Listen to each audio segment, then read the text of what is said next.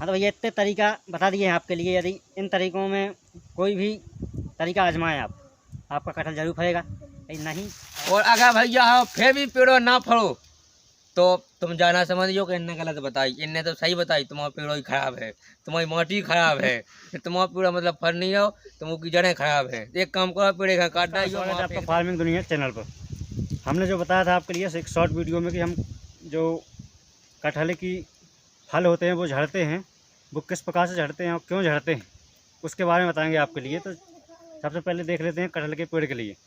तो आप देख सकते हैं ये मादा फल है, तो यही ठहरता है जो पेड़ के पास से निकलता है, इसको मादा फल बोलते हैं। और यही है, ये बाद में मतलब रुकता है, झड़ता नहीं है कभी, यदि पेड़ अच्छा है तो। दूसरा होता है नर, इसको बोलते हैं नर फल। तो नर और मादा होते हैं दोनों, तो ये परागण के काम आते हैं, मतलब एक प्रजनन क्रिया होती है जो सब में होती है वो, तो वो नर और मादा दोनों मिलते हैं तभी ये फल ठहरता है मादा वाला। वो कैसे मिलते हैं, वो कीटों या हवा से, कई कारण होते हैं उनके, जो पराग होते हैं वो एक दूसरे पर पहुंच जाते हैं, तो उससे कई तरीका होते हैं मिलने के। तो ये नर फल है जो एक गिर जाता है कटहल का, तो ये झड़ जाता है, वो भी कितने 17 से 18 दिन में ये गिर जाएगा सूख करके, क्योंकि इसका काम हो जाता है और फिर सड़ के गिर जाता है। लेकिन समस्या जब पैदा होती है, जब ये मादा फल है ये सड़ के गिरे, तो आप समझ जाएं कि आपके पेड़ में कोई प्रॉब्लम है या कोई समस्या है, उसको खाना अच्छे से नहीं मिल रहा है, तो मतलब ये गिरे तो आप समझ जाना। तो चलिए इसके कुछ तरीके बताते हैं रोकने के लिए। जैसे ही आपके मादा फल है जो सड़ के गिरने लगे, तो कुछ तरीके हैं हमारे पास, वो आपको बताएंगे कि नहीं गिरेंगे। आप इस पेड़ में देख सकते हैं, पेड़ से लेकर के ऊपर तक पूरे में फल हैं बिल्कुल। लगभग इसका उत्पादन मिलता है 6 से 7 क्विंटल प्रति पेड़। ये वैरायटी भी अच्छी है, तो वैरायटी कोई खास नहीं है, वही देसी वैरायटी है, हमारे यहाँ पहले भी होता था, तो मैंने भी ये पेड़ लगा दिया था, तो वही वैरायटी है।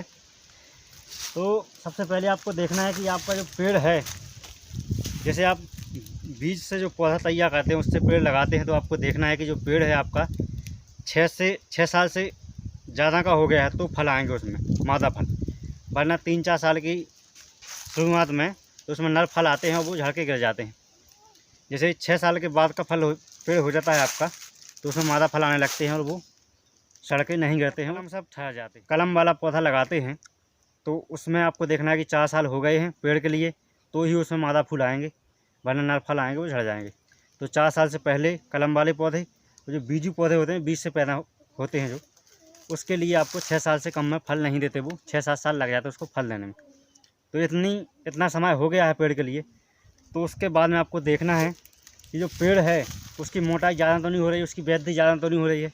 यदि उसकी वृद्धि ज़्यादा हो रही है तो आपको क्या करना है, पेड़ से 2 से 2.5 मीटर दूर एक नाली बना लेना है, चारों तरफ गोल वृत्ताकार में, और उसकी खुदाई करना है लगभग 1 फीट गहरी।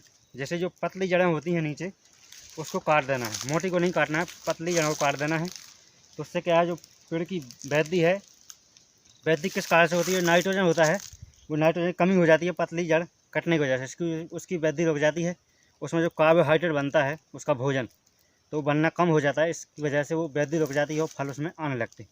ये हो गया पहला कारण। दूसरा कारण है कि आपको देखना है कि आपके जो फल गिर रहे हैं उसमें कोई फंगस अंगस तो नहीं लगा है, कोई कीट तो नहीं लगा है, क्योंकि जो कटहल में कीट और फंगस लगते हैं, तो फंगस होता है एक, और 2 प्रकार के कीट लगते हैं। एक होता है कीट मिलीबग, जो पत्तों में चढ़ता है, रस चूसता है, उसकी वजह से जो पत्ते हैं मुड़ने लगते हैं, सूखने लगते हैं, इसकी वजह से उसमें फल नहीं आते। यदि मिलीबग आपकी फसल मतलब पेड़ में कीट लगा है पत्तों के नीचे और टहनियों पर, तो आपको फास्फोमिडान का स्प्रे करना चाहिए, उससे कंट्रोल हो जाएगा। बहुत से मार्केट में दवाइयाँ हैं, आप देख करके मिलीबग के लिए दवाई लाए, उसके लिए स्प्रे कर दें पेड़ पर, तो उससे ख़त्म हो जाएगा। अगला है जो फंगस लगता है, लाइजोपस ऑटोकार्पाई, ये फंगस लगता है, एक कवक होता है, वो लग गया यदि फल में, तो फल क्या है, काला पड़ने लगेगा और सूख जाएगा, और जब आप उसको चीरेंगे तो अंदर एक भूरे टाइप का गूदा निकलेगा, तो आप समझ जाना कि ये फंगस लग चुका है। यदि ये फंगस लग गया है तो आपको कौन सी दवाई डालनी चाहिए, डाइथेन M45, इस दवाई का स्प्रे करेंगे आप, तो ये फंगस ख़त्म हो जाएगा। जब भी आप मतलब दिसंबर जनवरी में बारिश हो या नमी वाला मौसम हो, तो आप समझ जाना कि फंगस का अटैक होने वाला है, तो उससे पहले ही आप किसी भी फंगिसाइड का स्प्रे कर दें, तो ये नहीं लगेगा। यदि लग गया है तो मैन को जब 0.25% को आप स्प्रे कर सकते हैं। दूसरा टेक्निकल है कॉपर ऑक्सीक्लोराइड, इसको 0.25% एसपी में आता है, इसको भी आप स्प्रे कर सकते हैं। ये पाउडर टाइप का आता है, इसको घोल करके स्प्रे कर सकते हैं। डोज आप दुकानदार से पूछ लें। अगला तरीका क्या है, यदि आपके फल सड़ रहे हैं या कम लग रहे हैं पेड़ में, कम उत्पादन मिला आपको, तो क्या करना है, टहनियाँ हैं जो पेड़ के पास की, इसको हटा देना है। लेकिन आप ध्यान रखें कि इसको कैसे हटाना है। जैसे टहनियाँ है यहाँ पर, तो इसको मतलब 1 उंगली की लंबाई की, यहाँ से मतलब 1-2 इंच की छोड़ दें, उसको बाद में यहाँ से हटाएं। जैसे ही अगली साल इसको हटा देंगे आप, इसको कब हटाना है, इसको हटाना है अगस्त, अक्टूबर, नवंबर में, क्योंकि नवंबर दिसंबर में इसके फूल आने लगते हैं। तो अगस्त अक्टूबर में हटा देना है आपको यहाँ से। तो जो एक डाल बचेगी यहाँ पर, देखो इसको हटाया है तो यहाँ से फल लगने लगेगी। तो इस प्रकार से टहनी को आपको पास से नहीं काटना है, थोड़ा 2-3 इंच दूर से काटना है, तो उसमें फल अच्छे आएंगे।